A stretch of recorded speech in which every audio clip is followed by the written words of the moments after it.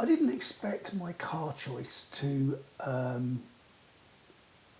sort of alter my retirement thoughts, but it has.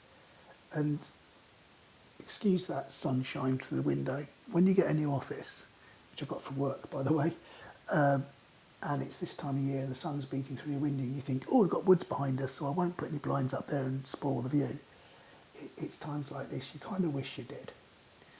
So this video's about a decision I didn't expect to wrestle with, to be honest, whether I delay retirement just to keep my car. And it's important to note, it's not a company car. So my current car goes back in September this year, September 2026. And for a while now, the earliest retirement date I've been looking at in my head was around April 2027. So that creates a gap between September 26 and April 2027. And that gap kind of forces me into a decision. Now, the scheme I'm on at work is for a personal lease, but as I've alluded to, it's done through work. And I pay for it through salary sacrifice. So it comes off my gross pay. I'm not paying it after I've paid tax. And as a higher rate taxpayer, that makes a big difference to me. So I'm saving 40% against what a personal lease would be, or a PCP agreement, or whatever it may be. So it makes quite a saving. So while it's not a company car, it's a very efficient way for me to have what relates to a company car. When I look at it on paper, it feels like a no-brainer. The monthly cost covers everything. It covers my lease, it covers my insurance, it covers my tyres, it covers any maintenance and servicing. And if you were to keep the car beyond 3 years, it would also cover the MOT, and it covers the tax as well, which is quite high on cars now. So if you try and replicate that privately, it'd be extremely hard, or probably not impossible, to get anywhere near the same overall cost unless I was downgrade my car quite a bit. And I like my car. I'm used to my car. It's reliable, and there's a lot to be said about that. So on paper, it looks like a sensible option to get a car in that way. But then there's the catch. Any new lease, for me, would be a minimum of 3 years. Shorter terms, they do them 1 and 2 years, but they're extremely expensive in comparison. And longer term leases, like a 4-year, I think 4 years the maximum. They don't really reduce the cost significantly if you go, might have it 4 years. And if I leave work before my lease ends, I become liable for the remaining lease. So the decision isn't really about transport. It's about whether I'm prepared to tie myself into work for another 3 years. That's the uncomfortable bit for me. Because I can make a strong argument that this is a financially smart move for me. It keeps costs predictable, it's efficient, and it avoids a big outlay for an older car and unknown costs that come with it.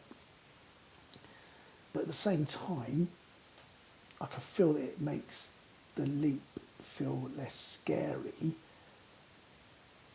and therefore less likely. And I think that's the real question underneath all of this for me. Am I looking to extend work because it's the smart thing to do? Or because it makes walking away feel less safe to do, and therefore staying is a safer option? And if I'm honest, I think the answer's both. And this is how retirement dates move, that I went over previously, that you think you've got it all nailed on paper, and then you start looking at your expenditure and looking at many other things involved. And it's not because of one dramatic decision. It's just lots of little small sensible ones. So work doesn't just give you an income. I think that's the thing that we need to understand. It's not just your income at work. Depending on what work you do, it gives you systems, it gives you efficiencies, and it gives you perks that quietly make life easier. Yeah, we all have multiple perks at work. And when you start thinking stepping away, you realise you're not just giving up a salary, you're not just trying to replace your salary. You're giving up all these extra benefits as well. Obviously lots of negatives by staying as well, but all these benefits that you've got through work that become a kind of a way of life, I guess, that you're used to doing. So I don't have the answer yet, but I do know this isn't really about the car. It's more about how work anchors us, even when we're close to being ready to retreat, to leave. So I'm going to let this one sit. The fact that it's not about leaving, it's about how work anchors us.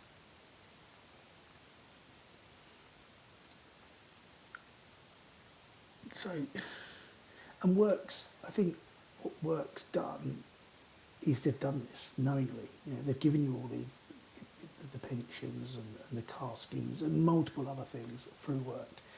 And I'll cover more of the ones that we get. We do get quite a few that end up being a lot of money. And I think that that's the whole picture that we need to look at here. So yeah, I'm going to leave that one sit now, and food for thought. See you later.